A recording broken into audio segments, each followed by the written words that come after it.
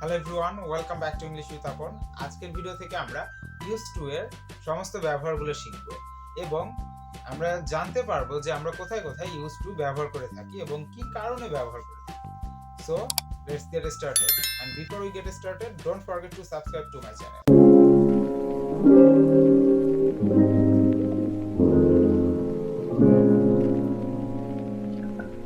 আমরা use to ব্যবহার করে থাকি যখন আমরা অতীতকালের কোনো কথা বলি বা অতীতকালের কোনো সিচুয়েশন নিয়ে আলোচনা করতে থাকি, তখন আমরা ইউজ টু ব্যবহার করে থাকি। দেখো আমরা কি বলতে পারি, দেখো mister x, suppose person mister x করছে গিভ আপ, ছেড়ে দিয়েছে smoking 2 years ago। Mister x 2 বছর আগে ধূমপান করা ছেড়ে দিয়েছে। Mister x gave up smoking 2 years ago। তো টাইম ডিউরেশনটা দেখো, this is past and now present। এইটুকু ডিউরেশন দেখো কতটুকু, 2 years, 2 বছর। তো তো পাস্টে মানে অতীতে মিস্টার এক্স কি করতো দেখো, he used to smoke, সে ধূমপান করতো। আর নাও প্রেজেন্টে কি হয়েছে, he gave up smoking, সে ধূমপান করা ছেড়ে দিয়েছিল বা সে ধূমপান করা ছেড়ে দেয়। বর্তমানে কিন্তু সে কোনো ধূমপান করে না, কিন্তু 2 বছর আগে মিস্টার এক্সই কিন্তু ধূমপান করতো। তো আমরা ইউজ টু তখনই ব্যবহার করি যখন আমরা অতীতের কোনো কাজের কথা বর্ণনা করব এবং সেইটা এখন আমরা বর্তমানে একদমই করি না। এটা আমরা অতীতে করতাম, অভ্যাসগত ছিল বা কন্টিনিউয়াসলি করছি, কিন্তু এখন সেই কাজটা আমরা ভুলেও করি না, সেই অভ্যাসটা আমাদের চেঞ্জ হয়ে গিয়েছে। তখন আমরা ইউজ করি ইউজ টু। দেখো হি ইউজ টু স্মোক, সে ধূমপান করতো। তাহলে আমি আরো সেন্টেন্স বলতে পারি, I use to go there, আমি সেখানে যেতাম। but now he come here, কিন্তু সে এখন সে নিজে এখানে চলে আসে, আমি সেখানে যেতাম। তারপর Tom used to travel a lot but he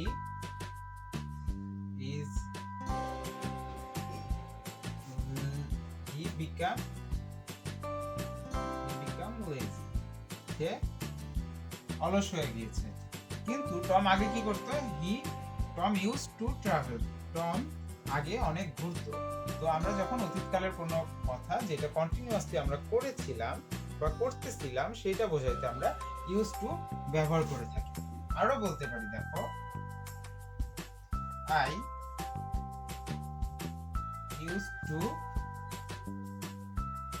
play football, আমি আগে ফুটবল খেলতাম, বাট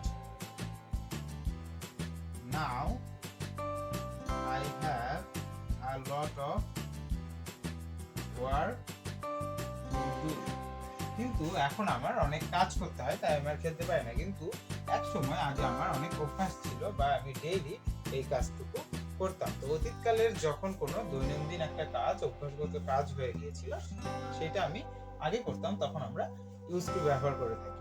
আরো কিছু নিয়ম আছে ইউজ টু, সেগুলো আমরা দেখব। দেখো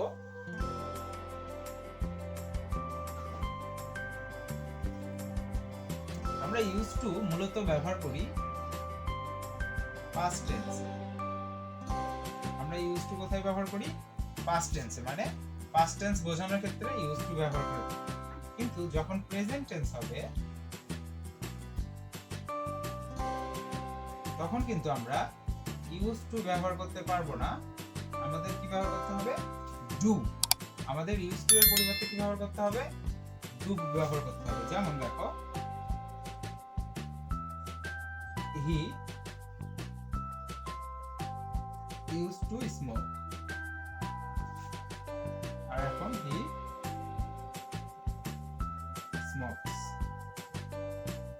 তারপর does he smoke? Sorry.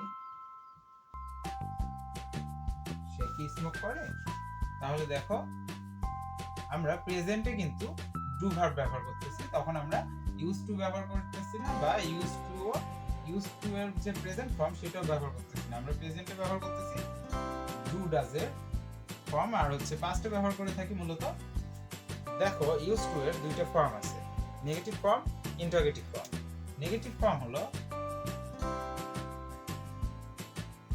did not used to, আর ইন্টারোগেটিভ ফর্ম হলো did প্লাস used to। দেখো এই দুইটা দিয়ে আমরা সেন্টেন্স বানিয়ে দেখাচ্ছি। দেখো did not used to মানে এটা সে করতো না, নেগেটিভ ফর্ম বোঝাতে গেলে দেখো he did not used to go to school, but now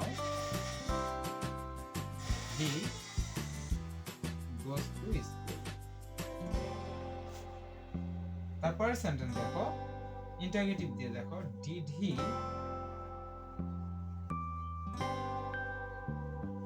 used to go to school,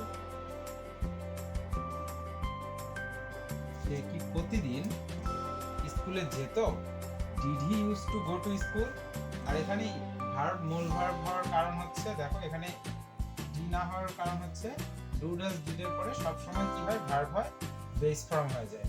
তো দেখো ইউজ টু এর দুইটা রুলসও শিখে নিলে তোমরা কিন্তু ইজিলি ইউজ টু দিয়ে অনেক সেন্টেন্স বানাইতে পারবে। দেখো আমি এই কাজটা আগে করতাম, I use to do that.